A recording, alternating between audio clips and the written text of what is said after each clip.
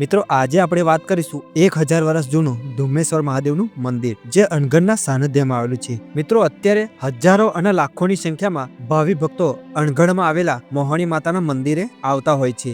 રવિવારે આવતા તમામ ભક્તોની સંખ્યા પણ ખૂબ જ મોટી સંખ્યામાં હોય છે। તો મિત્રો અણગઢ મોહણી માતાનું મંદિર છે એ મંદિરથી ખૂબ જ નજીક એક પ્રાચીન અને વર્ષો જૂનું ધુમ્મેશ્વર મહાદેવનું મંદિર આવેલું છે। તો આપણે આજે એ મંદિરની મુલાકાત લીધી છે।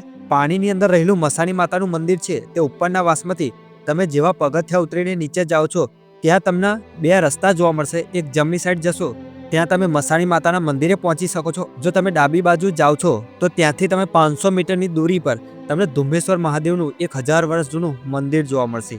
નદીના કિનારેથી તમે જાવશો આ રીતનો તમને રસ્તો જોવા મળશે અને ધુમ્મેશ્વર મંદિર નજીક તમે પહોંચો છો તો ઉપરની ટેકરી બાજુ ચડવા માટે કંઈક આ રીતનું અત્યારે તમને જોવા મળશે લોકેશન તમે જોઈ શકો છો। અહીંયા ઘણું બધું ધોવાણ પણ થઈ ગયું છે વરસાદના કારણે। આ વર્ષો જૂનો વડ તમને જોવા મળશે। અત્યારે તમે જોઈ શકો છો અહીંયા પતરાનો એક શેડ મારવામાં આવેલો છે। તો જુઓ મંદિરની આગળનું લોકેશન તમને જોવા મળશે। અહીંયા છે ધુમ્મેશ્વર મહાદેવનું મંદિર, તો તમે અહીંયા શાંતિથી દર્શન પણ કરી શકો છો। હવે મિત્રો આ મંદિરની વાત કરીએ તો અહીંયા તમે જોઈ શકો છો મંદિરના બે માળ તમને જોવા મળશે, નીચેનો માળ અને ઉપરનો માળ। અહીંયા તમે જોઈ શકો છો મંદિર નીચેના ભાગમાં આખું રિનોવેશન કરવામાં આવેલું છે અને તમે ઉપરના ભાગમાં તમે જોઈ શકો છો જર્જરિત હાલતમાં તમને જોવા મળશે।